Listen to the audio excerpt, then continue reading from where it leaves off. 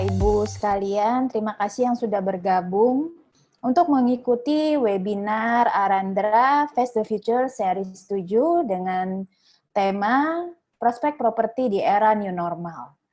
Kali ini kita akan menghadirkan sumber dari portal properti terbesar di Indonesia, rumah123.com, yaitu Ibu Maria Herawati Manik. Sebentar lagi beliau akan bergabung dengan kita. Ya, halo. Halo. Selamat siang, Ibu Maria. Terima kasih untuk kehadirannya hari ini untuk memberikan kita sharing tentang market di pasaran, terutama di era new normal ini. Ya. Oke, saya langsung mulai saja. Mungkin saya akan sedikit intro. Pandemi memang memberikan dampak yang cukup signifikan terhadap semua sektor perekonomian, termasuk sektor properti. Memasuki era new normal, sektor properti diproyeksikan kembali bangkit seiring dengan kebijakan pemerintah yang memperbolehkan kegiatan bisnis berlangsung dengan menerapkan protokol kesehatan. Di tengah kondisi kenormalan baru, banyak pengembang yang dipaksa untuk beradaptasi dan memanfaatkan peluang yang ada. Namun sebenarnya indikasi dengan adanya kemungkinan efek virus COVID-19 ini, apakah menjadi efek bagi properti secara langsung? Itu pertanyaannya. Bagaimana sih kesehatan pasar properti di era new normal ini berdasarkan data nyata di lapangan?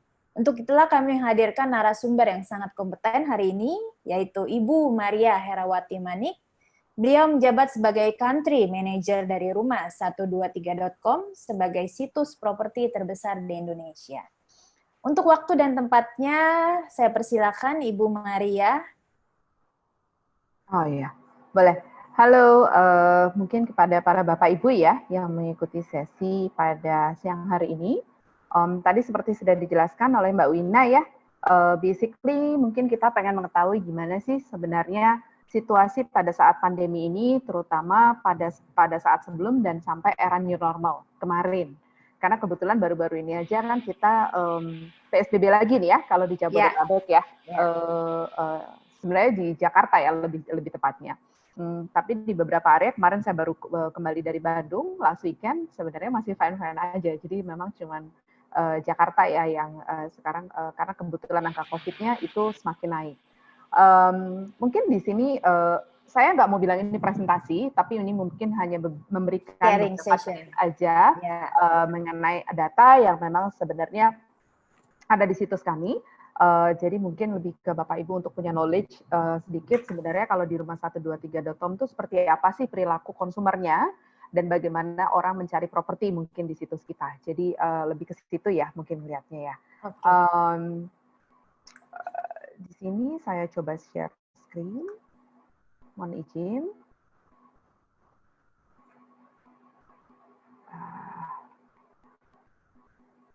Oke. Nah, mungkin kita ambil topiknya bagaimana sih kondisi tren pencarian properti ya di masa new normal ini dan juga mungkin kalau lihat dari COVID. Kebetulan data yang saya tarik ini masih seputar sampai Q2 karena untuk melihat satu tren itu biasanya kita butuh 3 bulan. Jadi karena September ini belum berakhir dan juga kita harus scrolling data yang dulu. Jadi mungkin kita lihat dulu sampai kemarin Q2 seperti apa. Tetapi biasanya tidak terlalu shifting jauh sih kalau saya lihat dari day-to-day basis-nya ya. Nah, ini menunjukkan kebetulan kalau Bapak Ibu mungkin tahu bahwa rumah123.com saat ini dan kita selalu menjadi salah satu situs properti di Indonesia yang nomor 1 di Indonesia. Kenapa? Karena baru-baru ini juga kami juga JV dengan 99.co. Jadi ini menambah jadi dari satu situs rumah123.com sendiri sekarang kita jadi 2 situs. Nah, ini menunjukkan sekali bahwa dengan demikian kita mempunyai traffic yang cukup besar sekali bagi orang-orang yang mencari properti. Ini khusus mencari properti ya Bapak Ibu ya, karena yang ke kami itu bukan mencari berita, maaf di portal lain mungkin yang lebih ke berita ya. Jadi memang kalau orang cari rumah ya carinya di rumah123.com. Jadi intentionnya memang orang yang mencari properti. Nah, kalau kita lihat di sini, nah ini adalah menunjukkan sebenarnya steady growth-nya bahwa ternyata dari Januari ke Juni itu kita melihat kalau secara visit, surprisingly yang kita lihat bahwa orang tetap mempunyai ketertarikan untuk mencari properti. Sebenarnya ini sejalan dengan adanya di Google Trend Indonesia. Kalau untuk beberapa keywords, contohnya rumah dijual, bahkan beli rumah gitu ya, itu bahkan di beberapa keywords yang related dengan rumah, itu menunjukkan kenaikan juga yang cukup signifikan, bahkan melebihi dari angka 2018 dan 2019. Jadi kita melihat ada korelasinya nih Mbak Wina. Jadi mungkin apakah karena orang sekarang punya waktu lebih banyak, jadi mungkin there's no choice ya buat mereka akhirnya nyarinya ke digital. Mau nggak mau orang cari rumah digital. Jadi ini mungkin ada korelasinya juga. Nah, kalau kita lihat sendiri, kita lihat lagi sebenarnya kalau kita lihat tren dan supply dan demand, ini juga kita bisa lihat bahwa dari demand-nya sendiri, kalau di beberapa keywords ya, memang dari supply-nya lebih ke secondary, ini lebih ke agent-agent yang memposting listingnya ya di rumah 123. Demand ini mungkin kalau tadi kok tadi trennya naik, tapi kenapa demand-nya ada turun? Nah ini berbeda, karena kalau yang tadi adalah people searching. Jadi behavior-nya ke orang, kalau Bapak Ibu biasanya cari di portal ya, cari keywords-nya misalnya rumahnya di Bandung atau di Jakarta gitu ya. Nah, itu adalah people searching atau mungkin yang masuk ke website kita. Itu semua kita capture. Tapi demand di sini adalah lebih ke orang-orang yang setelah browsing, lalu di website kita meng-capture istilah interest mereka dengan mereka klik di telepon, ada WhatsApp, dan juga mereka meninggalkan nama, nomor telepon. Seperti itu. Jadi intention untuk orang searching-nya tinggi, tetapi demand-nya memang betul mengalami penurunan. Mungkin orangnya memang behavior-nya pada saat di Maret, di April itu orang belum intention-nya begitu serius ya. Nah, tetapi kita melihat di Mei dan Juni ternyata merangkak naik gitu ya. Mungkin karena saya masih ingat kita WFH itu dari tanggal 17 Maret. Jadi mungkin itu masih shocking ya. Jadi mungkin orang dari Maret itu, ternyata ini ada COVID nih, mungkin harus ketat ikat pinggang, mungkin orang lebih fokusnya beli sanitizer, beli masker gitu ya. Tapi ya orang tetap browsing aja gitu, pengen cari-cari rumah, bisa juga karena kan orang udah di rumah sekarang. Jadi mau nggak mau pada saat melihat rumahnya, kayaknya saya perlu pindah rumah nih mungkin ya, atau we need to find a bigger house. Ternyata pada saat kita duduk di rumah, masing-masing punya ruangan sendiri kayaknya nggak cukup nih. Kadang-kadang suara aja bisa beradu seperti itu juga bisa ya. Nah, jadi sebenarnya kalau dari demand-nya sendiri menunjuk kenaikan. Dari supply-nya sebenarnya berbanding agak sedikit terbalik, tetapi tetap saja menunjukkan di Mei dan Juni juga mengalami kenaikan. Artinya orang-orang ada juga yang menjual rumahnya juga. Mungkin ini juga due to financial. Mungkin ada beberapa ya keluarga tentunya. Nah, ini sama juga kalau kita lihat tadi itu adalah overall. Kita lihat juga demikian dengan spesifik ke rumah. Mungkin orang Indonesia masih ada tendensinya juga dilihat dari rumah. Sama saja bahwa di rumah sendiri juga tetap menunjukkan kenaikan di April, Mei, dan Juni. Demikian juga untuk supply-nya sendiri tetap menunjukkan kenaikan di Mei, Juni, which is itu setelah new normal. Kemarin new normalnya sudah mulai apalagi di bulan Mei. Nah, ini mungkin lebih ke apartemen dan ruko, tetap sama trennya. Jadi di Maret dan April memang menunjukkan penukikan yang cukup tajam kalau secara demand dan supply. Nah, ini yang menarik. Ini adalah changing behavior kalau saya bilang. Jadi bukan berarti Bapak Ibu orang-orang tidak searching di luar jam-jam ini atau di luar hari-hari ini. Tetapi ini adalah yang kita lihat paling busy. Artinya kita kalau di digital itu enaknya gitu. Jadi bisa di-track semuanya. Jadi kalau kita bisa nge-track jam-jam paling busy itu di mana. Nah, kalau kita lihat yang percentage yang paling besar yang saya mau ambil di sini adalah itu adalah di Q1, which is itu adalah di Januari, Februari, dan Maret. Itu harinya itu di Senin, Rabu, dan Kamis. Ini yang biasanya paling busy. Di Q2 ternyata shifting ke Sabtu dan Minggu. Jadi Sabtu dan Minggu ini mungkin ya karena orang sekarang sudah makin punya waktu ya, mungkin di Sabtu Minggu ya tadinya bisa kita keluar ke mall, jalan-jalan, ada acara keluarga, tetap browsing, tetapi ini menunjukkan very busy. Dan termasuk di jamnya juga, ternyata jam itu mengalami extension, which is itu di jam 6 dan sampai jam 9 malam. Itu bahkan masih busy banget untuk orang searching for property. Jadi itu yang kita lihat secara behavior-nya juga berubah ya, untuk mencari properti. Kalau kita lihat sendiri consumer profile, ini selalu menarik ya, bahwa ternyata untuk umurnya, masih yang paling banyak itu millennial age. Kita tidak bisa memungkiri ini ya Mbak Wina ya. bahwa nantinya yang cari rumah ini ya ke depannya sampai 2025 bahkan itu dominasi penduduk kita ini bakal ada didominasi oleh millennials ya. Jadi pasti mereka mencari rumahnya juga behavior-nya juga sudah berbeda. Tapi surprisingly di umur 45 sampai 54 tahun ternyata mereka juga masih mencari untuk digital ya. Jadi ini yang saya bisa bilang ini yang menarik, dan ini yang menarik perempuan.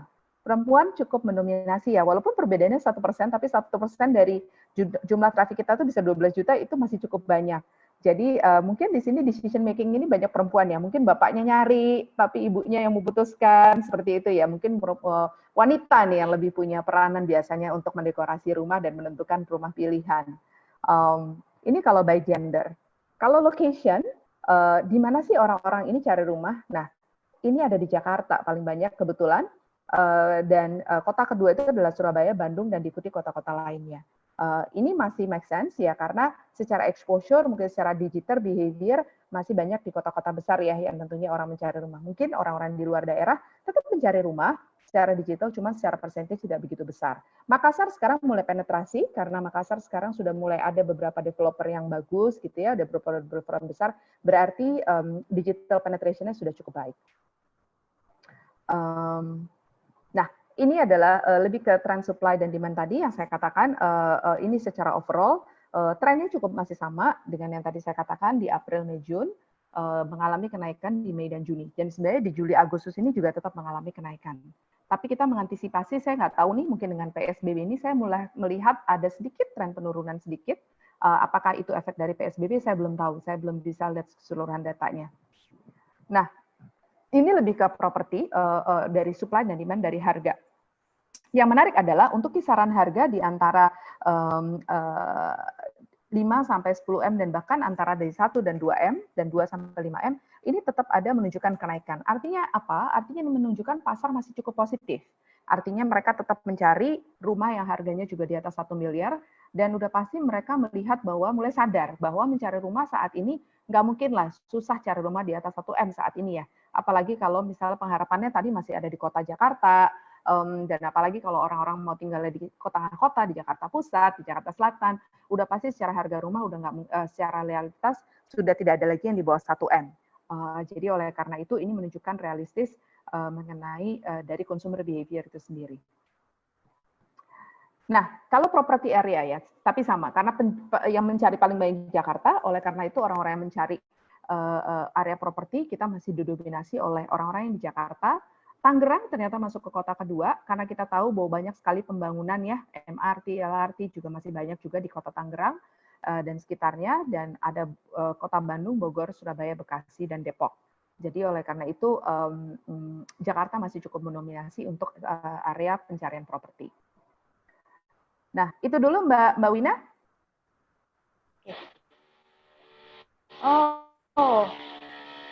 Terima kasih Bu Maria. Ya, jadi mungkin target kita tidak bicara bukan mungkin kepada investor, tetapi kalau user ini sudah punya plan dalam pencarian properti, tergantung kebutuhannya di mana, apakah ke bawah atau ke mid high. Ya. Jadi norma yang berjalan adalah tetap berjalan seperti biasa ya, betul Bu Maria di lapangan ya. Hanya impact-nya adalah mungkin kemungkinan terjadinya industri dukungan yang membangun properti itu. Misalkan beberapa material yang digunakan impor, dan cost material menjadi tinggi dan sebagainya. Gitu. Tetapi untuk journey properti sendiri sebenarnya tidak terlalu dilihat dari data di lapangan yang konkret, tidak terlalu terkena imbas. Jadi kalau pasar properti bagaimanapun akan terus berjalan. Jadi sebenarnya kita pelaku industri properti tidak perlu khawatir, karena kekhawatiran mengenai virus ini tidak akan berhenti sekarang atau dalam waktu dekat, seperti virus flu, seperti flu pada tahun 1930-an itu juga pernah menjadi pandemi dunia. Lalu apakah virus flu itu terus hilang? Ya sampai sekarang kan masih ada. Atau virus SARS, virus flu yang lain masih terus ada sampai sekarang. Artinya kita melihat bahwa flu itu suatu sistem penyakit yang tergantung diri kita, tergantung imunitas tubuh. Seperti misalkan keseimbangan pasar baru, seleksi alam pengembang, desain produk, kebiasaan bekerja yang tadinya dari kantor, mungkin dari rumah, pemasaran proyek dan proses transaksi sekarang sudah sangat bisa mengandalkan sistem platform online, terutama platform-platform online seperti Rumah 123, 99.co, dan lain sebagainya. Ya. Ya, dalam kesempatan ini kita juga mau menginformasikan, kami juga terinspirasi sebagai developer yang sebenarnya dibilang baru, bukan, kami dari Gamalen. Jadi kami terinspirasi untuk melahirkan produk yang benar-benar menjawab kebutuhan masyarakat saat ini, serta melakukan pemasaran secara digital agar konsumen tetap dapat terlayani dengan baik dan merasakan pengalaman setiap hunian secara visual. Boleh saya share tentang Arandra sekilas ya, Bu Maria? Boleh, Mbak.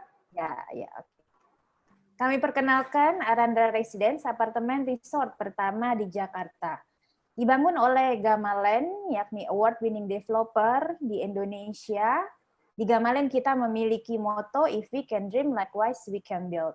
Yang artinya jika kita dapat bermimpi, begitu pula kita pasti juga dapat membangunnya. Dari banyak proyek bergengsi yang telah dibangun oleh Gamalen, salah satunya adalah Gedung Gama Tower yang terletak di Kuningan. Gedung Gama Tower ini merupakan gedung tertinggi di Indonesia dan sudah meraih banyak penghargaan.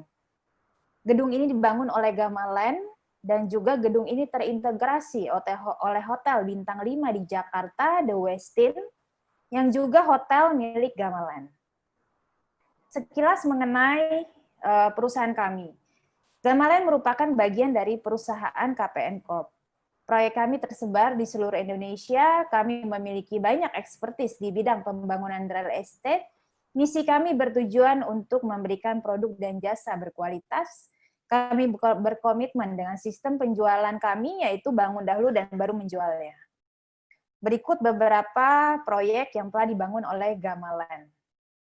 Ada DNG Tower di Medan, JW Marriott di Medan, Wilmar Business Indonesia di Medan, Amartera di Bali, Nirvana Residence di Medan, Citraland Gama City di Medan, Tanjung Lesung Golf Course di Jawa Barat, Business Park 3 di Jakarta, Mall Click Square di Bandung, Gedung Gama Tower di Jakarta, Hotel The Westin di Jakarta, dan Arandra Residence di Jakarta.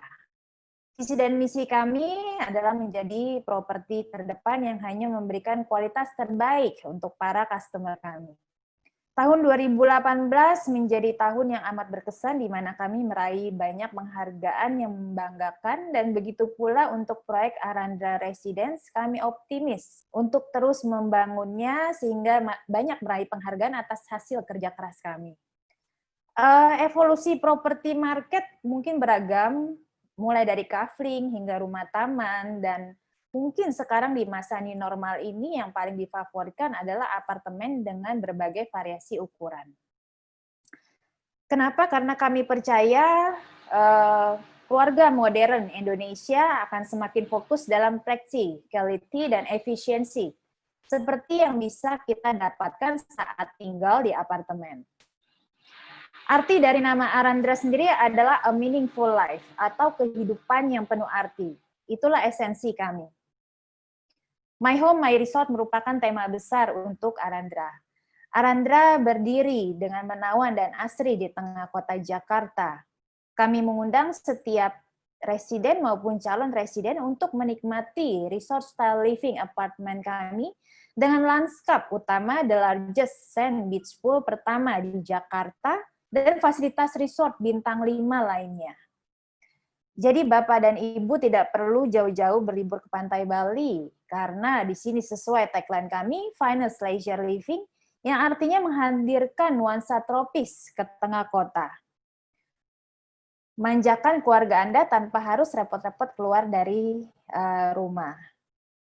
Semua telah kami rancang dengan sempurna, penuh craftsmanship dan pemikiran yang matang sehingga memudahkan Anda sekeluarga. Arandra memiliki 5 tower dan setiap tower dirancang untuk memberikan kehidupan yang bermakna. Kami berada di atas lahan 2,4 hektar. Tower 1 kami sudah selesai dibangun dan sedang proses serah terima dan sudah sold out. Tower 2 kami sudah topping off dan sedang masih penjualan sekarang ini. Ini adalah fasilitas kami di lantai 8 yang bisa disebut sebagai picture perfect resort living. Sebagai ikon utama Jakarta's first sandy beach pool ini dirancang khusus untuk Anda dan keluarga. Dan juga fasilitas resort bintang 5 lainnya yang bisa dinikmati oleh penghuni. Antara lain seperti jacuzzi extraordinary size yang Bapak Ibu bisa lihat. Ini adalah jacuzzi berukuran besar yang bisa menampung sampai 30 orang sekaligus. Atau penghuni dapat menikmati matahari senja di samping kolam atau hamparan pasir putih. Hamparan pasir kami khusus bawa dari Bangka Belitung yang terkenal dengan pasir pantainya yang begitu halus dan putih. Kami juga memiliki water play area, yaitu children corner yang untuk aktif secara outdoor tanpa khawatir harus berpergian terlalu jauh. Dan ini Instagramable spot, kami memiliki Instagramable spot hampir di setiap sisi fasilitas kami, baik indoor maupun outdoor. Jadi kalau work from home di Arandra ini bisa dilakukan dari berbagai fasilitas kami. Kami memiliki pool bar yang terletak di samping.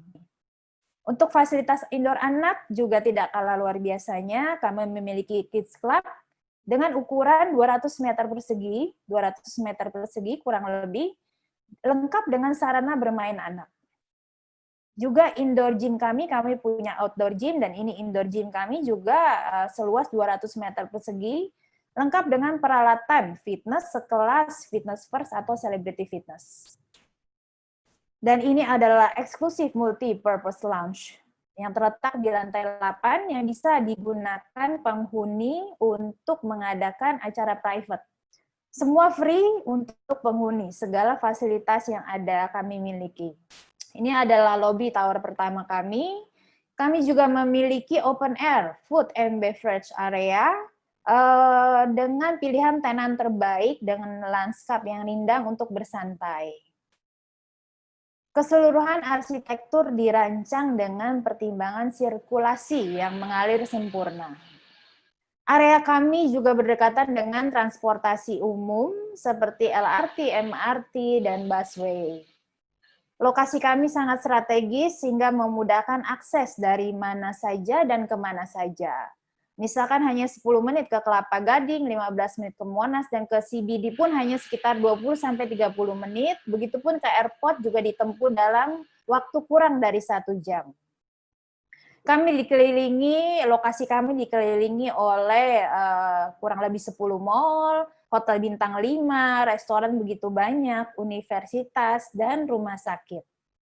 Ini adalah lokasi-lokasi mall yang berada di sekeliling kami, hotel, restoran, universitas, dan kami juga kami di Cempaka Putih Raya, tepat berada di jalur LRT dan juga di jalur MRT. Fasilitas kami sangat lengkap dan semuanya bernuansa resort, seperti kids area, ada beberapa fasilitas yang sangat baik, sangat luas, dan ditata dengan sempurna. Beach pool kami, area fun facilities kami, lounge, indoor gym, semua ada reflexology park, barbecue area, dan sebagainya.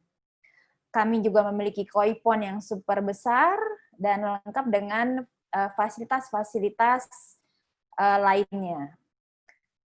Keseluruhan fasilitas yang kami bangun sangat kami perhitungkan setiap incinya, apa yang kami bangun, rancang, dan janjikan.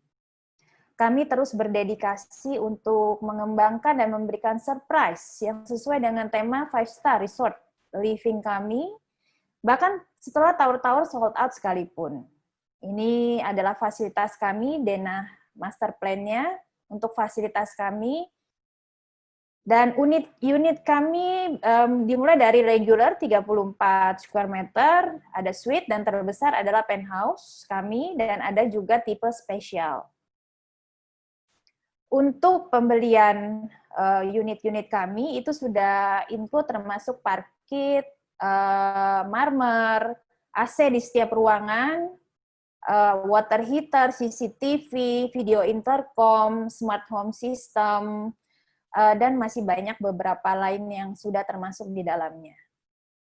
Bathroom set pun kami juga sudah lengkapi full bathroom set kami seperti ini. Ya, ini adalah layout kami yang kami sesuaikan dengan keluarga modern di Indonesia.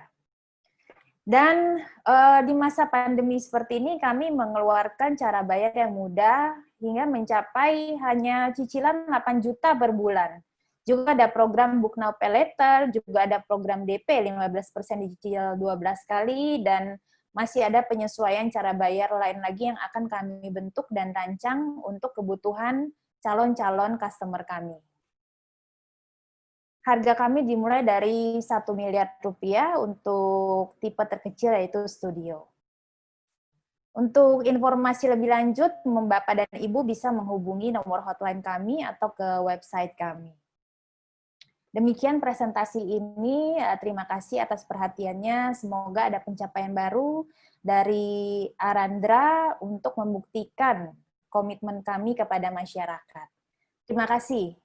Saya mau selingi dengan video Arandra untuk memberikan gambaran sedikit.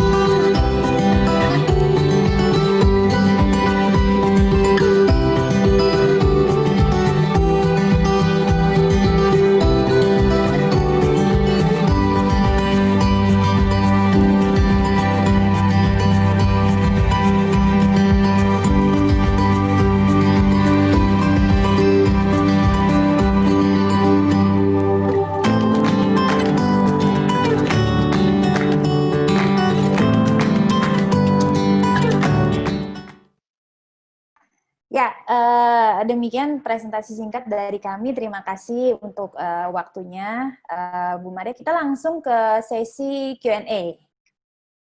Ini ada pertanyaan. Selamat sore, Bu Maria. Terima kasih untuk informasi seputar properti. Saya ingin bertanya berapa jumlah yang masih mencari properti apartemen di masa seperti ini. Mohon penjelasannya. Terima kasih. Oh, oke. Mungkin saya tidak bisa ngasih tahu secara angka berapa ya jumlahnya. Tetapi kalau saya tadi lihat dari presentasi saya, sebetulnya kalau tadi kan kita kalau mencari itu berarti kan demand ya. Nah, jadi kalau dilihat dari demand-nya sendiri, kalau untuk pencarian sebenarnya di Maret itu hanya turun 10%. Nah, untuk apartemen. Jadi ya di Maret itu dan 25% itu untuk ruko. Nah, tetapi ternyata pada saat di bulan Juli sebenarnya itu kenaikannya itu kurang lebih itu sekitar kurang lebih 30% dari Mei ke Juni. Jadi sebenarnya mengalami kenaikan sih khusus untuk apartemen sih kalau tadi pertanyaannya ya. Ya, betul. 30% dari Mei ke Juni. Oke. Lalu pertanyaan berikutnya, bagaimana kesehatan bisnis properti secara keseluruhan di era new normal ini? Mungkin tadi sudah ada penjelasannya ya dari kita. Yang berikutnya ada lagi, apakah nilai properti primary di pasaran sedang turun atau harga masih stabil? Wah, ini detail banget ini. Mbak Nora saya bisa jawab ini sudah karena dari primary sendiri. Tapi kalau saya melihat ya sebenarnya ada juga kemarin bertanya, oh secondary mengalami penurunan gitu ya? Ya, secondary mengalami penurunan. Saya sih bilang ya sebenarnya di properti itu nggak ada yang penurunan gitu ya. Masa nilai tanah itu turun gitu ya? Cuman koreksi harga iya. Tapi itu kan berdasarkan situasi, karena tergantung di wilayah A yang kebetulan area yang sangat-sangat mahal lah di Jakarta ya. the elite area gitu ya. Ada orang yang jual rumah lebih murah 30% gitu ya. Ya, tapi kembali lagi tidak semua karena kebetulan orang yang jual rumahnya maaf mungkin lagi butuh secara finansial ya udah lepas aja gitu ya.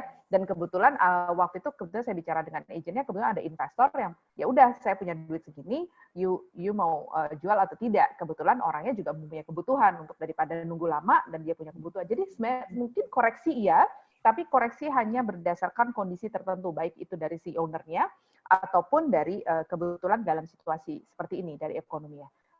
Saya kalau dari primary sebenarnya kalau turun sih tidak gitu ya. Kalau saya lihat turun tidak, tapi bahwa developer saat ini memberikan istilahnya penawaran cara bayar ya, cara bayar. Nah, ini kan sebenarnya kita harus tetap bilang sama konsumer ya bahwa ya kalau mau cari rumah atau properti ya sekarang saatnya. Karena apa? Karena inilah waktunya developer dan juga bank bahkan sekarang ngasih cicilan bahkan sampai 5-10 tahun. Mana pernah ada historical sebelumnya ada bunga tetap sampai 5-10 tahun. Saya rasa kan belum pernah tahu gitu ya. Sekali, nah, ya. Betul, ini karena ini kan juga ada subsidi ya memang karena ini harus meningkatkan roda perekonomian dan saya rasa properti ini menjadi salah satu ujung tombak ya di mana government juga bilang ya kalau ada properti bagus dan di situ ada kehidupan atau orang living di situ ya diharapkan itu juga membantu roda perekonomian seperti itu. Jadi government juga mendukung makanya dikasih bunga bank yang cukup menarik juga ya dari pemerintah. Tapi dalam hal ini juga developer juga tetap harus survive ya, harus jualan juga gitu ya. Jadi oleh karena itu salah satunya menariknya baik itu ada kemarin ngasih hadiah suka-suka, apa ya macam-macam ya, DP menarik, beli sekarang bayar 3 bulan lagi kayak gitu. Nah ini menurut saya ini yang harus dimanfaatkan.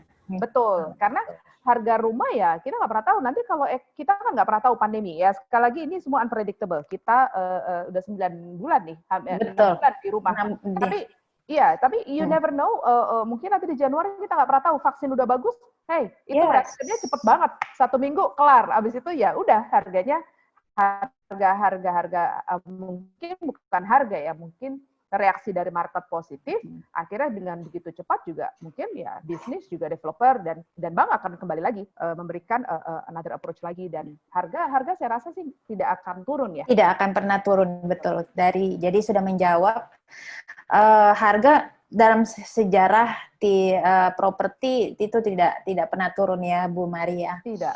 Dan sekarang sangat malah banyak sekali pencarian, terutama melalui situs-situs properti seperti Rumah 123 ini sedang sangat tren sekali. Yes. Betul. Jadi ya mungkin Bapak Ibu bisa manfaatkan mencari di saat seperti ini di portal-portal online seperti ini juga untuk memilih produk-produk yang sesuai atau hunian yang sesuai dengan Bapak Ibu inginkan. Betul. Lalu ada lagi bagaimana kondisi transaksi properti melalui online?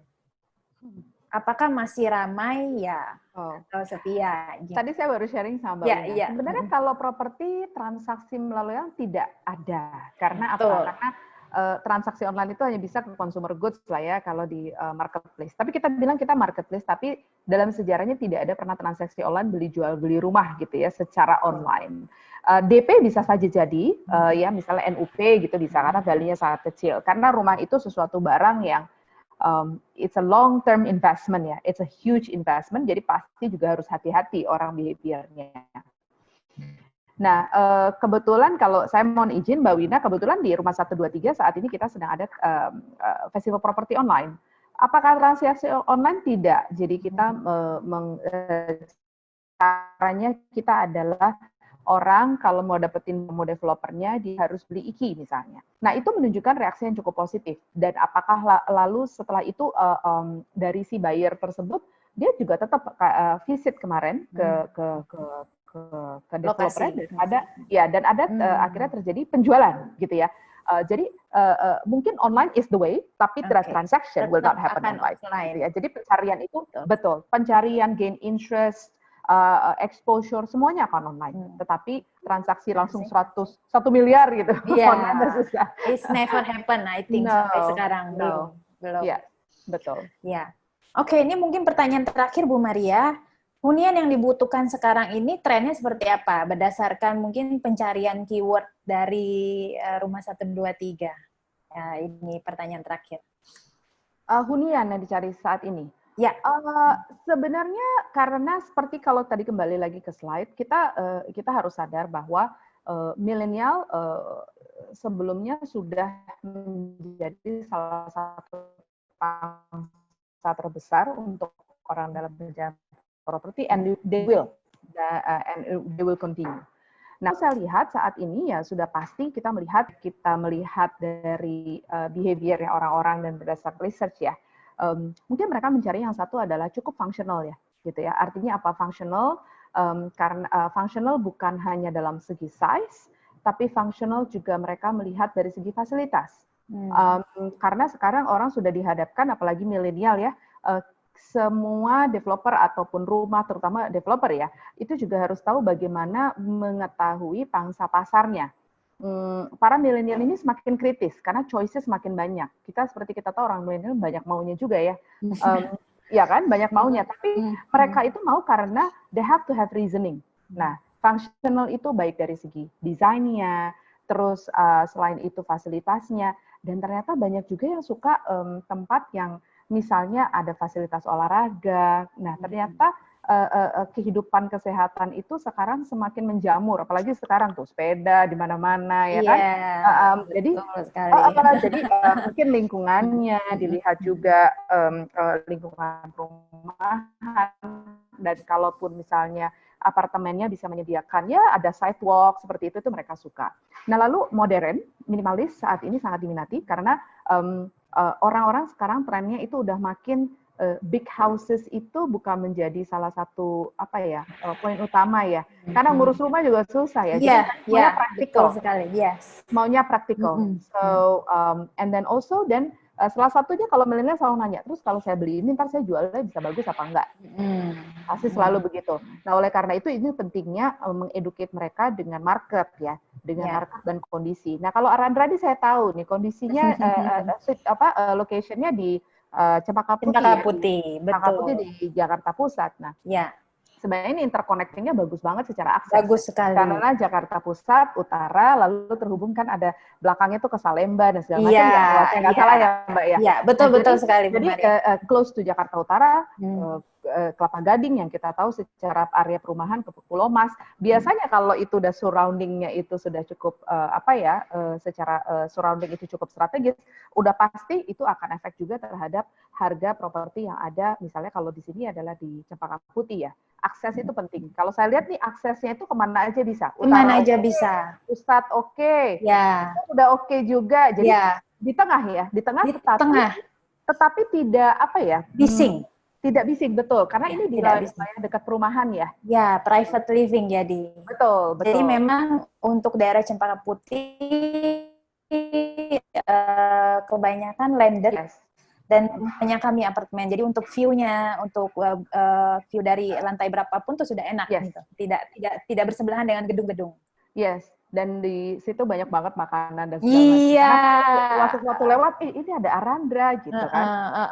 So even the living ya, maksudnya itu strategis ya. Jadi ini sangat memungkinkan juga, apalagi orang-orang sekarang milenial itu sangat concern juga terhadap akses, fasilitas yang tadi kalau misalnya aksesnya agak jauh berarti dia harus ada MRT karena mobilitas itu tetap penting. Betul sekali. Ya, nah kalau ini kan masih di tengah banget lah. Di tengah banget. Ini di tengah banget gitu. Jadi aksesnya itu kemana-mana oke gitu ya. Betul sekali. Ya. Dan dia nggak harus jalan jauh karena kan di depannya itu langsung udah lumayan jalan besar ya kalau nggak salah ya. Sudah. Jadi ke tempat kita lebih ke private living, tapi dekat dengan akses mana saja. Gitu. Betul. Iya. Oke, mungkin itu menutup pertanyaan terakhir dan juga sesi webinar ini. Saya ucapkan terima kasih sekali lagi kepada Ibu Maria. Terima kasih sekali untuk berbagi, sharing kepada kami semua. Semoga nanti kita ada kesempatan lagi untuk berkolaborasi seperti ini. Sama-sama Mbak Wina. Ya, terima kasih juga kepada Bapak Ibu yang sudah mengikuti webinar ini. Stay connected terus dengan Arandra dan rumah123.com untuk kami nanti akan memberikan event-event lainnya. Terima kasih. Selamat sore.